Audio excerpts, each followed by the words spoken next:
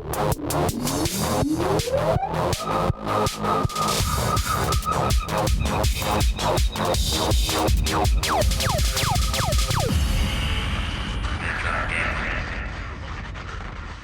guys, Ninja Gaming here. I'm Kyle. And I'm Ed. And today we are reviewing Pikmin 3. Yes, the third franchise in the Pikmin series. So without further ado, let's go on to the story. So for the story of Pikmin 3, you have three main characters, a captain, an engineer, and a scientist. You come from a planet which have depleted the resources and is in search of food for the survival of your home planet. You crash on a strange planet and you find the native Pikmin to help you on your journey to find food, rebuild your ship, and find your crew. There are many places to explore and things to find throughout the whole world. So that's pretty much it for the story. Now here's Ed with the gameplay. Thanks, Kyle, with the story. Now the gameplay for Pikmin 3 is pretty much kind of similar to the old Pikmins that we played, and for all you veterans who play, you will enjoy this game 100%. Now, of course, because this is for the Wii U, there is the gamepad. Now, what you can use for the gamepad is you can actually scan the whole entire area, and it will show you the places that you've been, and you can also auto-walk to places that you have been to pick up fruit, and to face enemies, and to know where to go and get certain pieces for your ship. Now, of course, this is all about trying to find and explore and different things like that, so the map feature comes in very well. Now, of course, with the gamepad, there's not only the gamepad you can also use the Pro Controller and also your Wiimote. Now, the one thing with the Wiimote and the gamepad is that both, it's kind of a give or take system. With the Wii Pad, pretty much what you have the map, and you also have the targeting system, but the targeting system is kind of slow, and you can control the camera. Now, if you use the Wiimote controller, it's kind of different. You don't have the camera control, but also you can move the targeting system a lot quicker.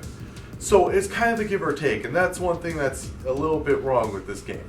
Now, of course, because there are three different characters, once you get all the characters in the game, you can actually separate them and have them control different Pikmin in different areas. So it's kind of cool to have someone, break down a wall while you're trying to explore a cave while someone else is doing something else. So that's kind of cool that they put into the system. One thing that they also have in the system, because one of the biggest downfalls of this game is that it doesn't have co-op. There is no co-op in the story mode. There is a separate mode that you can go and play with your friends, where there's three types of mode. There's like a treasure hunt type thing where you have to go and collect fruit and bring it back to your ship. There's also like a hunting down mode where you have to go and hunt each of these creatures down and try to kill as much as you possibly can and get points that way. Also, there is boss battles. So pretty much in all these different events, the treasure one, the hunting down one, and the boss battles are all from the story mode. So really here we didn't really think, why couldn't they just put co-op in the actual story mode? But you'll learn about that in our pros and cons. Talking about that, that's pretty much it for the gameplay. Let's go on to them. Thanks, Ed, for the gameplay. Now on to the pros and cons.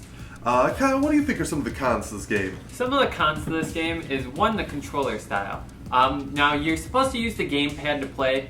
However, with the gamepad, you have to use the thumbstick as a cursor and move the cursor to where you want to throw your Pikmin. Yeah. Whereas with a Wii controller, you can just point and click. It's a little bit faster, and it's more efficient. You can get more done if you play that way. Yeah, so it's a lot more quicker with the Wiimote and everything. And also, just to let you know, you can use the Pro Controller, but Pro Controller kind of works exactly like the Wii Pad. Yeah, it works just like the Wii Pad.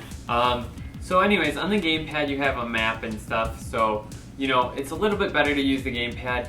And plus, with the gamepad you can change your camera. You have another thumbstick which controls your camera. You can control the camera. You don't have that on a Wii controller, so that's a big downfall of using. It's kind of a thing, like with the Wii controller, is you can kind of like center yourself, like you can move somewhat in the area that you're going, but it's still kind of iffy on how. Right. Sometimes you get some bad camera angles, and it's really hard to see what you're doing. So yeah, this is definitely made with the Wii Pad in mind. Right. It wasn't really made for the Wii controller, but the Wii controller, that's the one thing that we liked about it, is that you could really do the quick motion of just going there. So it's a little bit faster, a little bit easier. Yeah. So that's one of the main cons. And the other con that we have is Ed, what was that other con? It was the bombs of the game. Yeah. There was also there was some parts where you have to pick up bombs and everything. Right. The one thing that we kind of thought was a little bit weird about it and everything is that it's in the same line as your Pikmin. So you could switch. Right. You could switch between Pikmin, Yeah. but you could also switch the bombs. Which, in a little bit of a frantic situation where you're just tossing Pikmin, you might accidentally throw a bomb. Right. And then if you throw the bomb, boop, every one of your Pikmin's gone. Yeah, like during a boss battle, if you're throwing a bunch of Pikmin, all of a sudden, you throw a bomb by accident, all the Pikmin around the bomb just blow up and they're all dead. So, it'd be a little bit better if they could put it as a different button, like, use the D-pad over or, a different button to switch to those bombs. Yeah, so that's exactly. another con. Yeah, that was one of our personal cons and everything. Yeah. And you said you ran into some glitches, Kyle? Yeah, I did. There was some minor glitches. You got stuck when we were playing co-op. We got stuck at one point where none of us could move. There was just a couple minor glitches here and there. Minor glitches that they could fix up with just a little update and everything else. Like nothing too huge. But the one huge con that we do have to say that's a problem with this game is that, of course, as I said, there is 3 characters in the game, no co-op in the story mode. Right. What? So, like, they really set the story mode up for co-op, and, in the co-op, like I'd said earlier, there's 3 different things you can do. You can do, like, a boss battle. You can find treasure, or fruits as it's in the game, and then also defeat different types of enemies and just try to get as much score as possible. Right. So they pretty much put all the elements of story mode, but not story mode. But no narrative. It doesn't progress your game at all. It doesn't help you in any way. So it's kind of pointless, except for to compete for a high score. Yeah, it doesn't help you in the story mode or anything else like that. So that was the one thing. Right. So I mean, they could have easily put co-op in the story. So that is a huge downfall because they had it all set up for co-op easily. So that's a big downfall on the game. Yeah, but exactly. Now that leads us to some of our pros of this game, though. Yeah. Some of the pros to this game is, first of all, because the Wii's in HD and everything, the Wii U's in HD now. Yep. It looks phenomenal. Yeah, like the water looks great. The graphics look phenomenal. Yeah. The whole environment, everything's beautiful. It's bright just colors. amazing. It's a really, really bright, vibrant colors, and the water moves. But even the first time I played the game, I was just running around the water making whirlpools. Yeah, the physics of the game are really cool. Yeah, so that's the one thing that we really loved about this game and everything. The second thing is also the story. The story in this game is very immersive. Very you feel a lot for the characters and everything. Right. The story makes you want to keep playing. You have different days and you plan out the day in advance. As you're working on one day, you already have the next day. You're like, oh, I'll go do that tomorrow. Exactly. And you have that all set up. So you don't want to ever set the game down because you're always like, oh, well, I'm going to forget about this. So I got to do this right now. Exactly. And, it's a hard game to put down once you start playing it. Yeah, it's definitely a game you just want to continue playing over and over and over until it's 2 o'clock in the morning. Yes. So it's really fun. It's a great game. The graphics are beautiful, and of course, using the Pikmin and all their abilities, it's just a straight up fun game. Right. So there's one other pro, and it kind of ties in with the world. It's a very open world. Yes. There's tons to explore. Yes. Everything's beautiful in the game, like we said earlier. But there's a lot to explore. There's a lot to find, and you're always finding new things and new places to go. So it's really a great big world. Yeah. And there's just endless exploring. So that's a big pro in the game. And it's definitely for a variety of players. I mean, if you're one of those players that actually wants to collect every single thing and every single level and everything else like that, you could do that in this game. If you want to do just the bare minimum of searching, you're just trying to survive just to get all those pieces and then get back to your planet, you could do that. That is up to you 100%. So it can be done in a variety of different ways. Right. And it's for a different variety of players. Yeah, so it's really a great game to pick up. Yeah. So that leads us into our ratings. And what would you give this?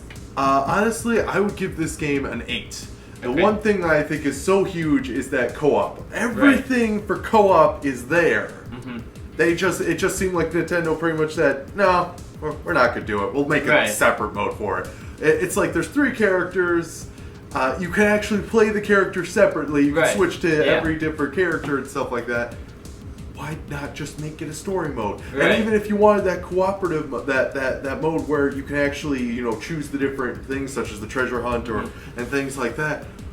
Why didn't you just have that, like, you know, every time you progress in the story, you can unlock the certain parts. So it's Right. like, oh, you know, I want to show my friends how to beat this one boss that I've already beat, so let's go train in the multiplayer thing or the co-op thing, Right. and just go do it there. And then when you get to the actual story point, you're like, okay, we planned this all out. You know, it's something simple like that. Yeah. So, So I mean, they could have added that. So that's a big downfall. yeah. But I would give this game an 8.5, and that's because it would have been a 9.5. However, you know, the co-op not being there, the glitches, the way the camera style is, and the way the controls kind of are hard to get used to. You know, that just brings it down. It's a beautiful game. It's absolutely great. beautiful. It's fun to play. Yes. It's immersive. You know, it's got everything there. It just, you know, those little things. Those little tiny things, and that one huge thing Right. for me at least. You know, Yeah. So it's just that's the one thing. 8 for you, 8.5 for me.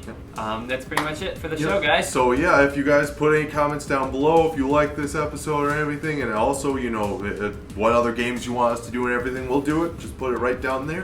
Of course, subscribe if you haven't. If you already have, thank you very much. You are awesome. And then, as Kyle just did, like and share this video.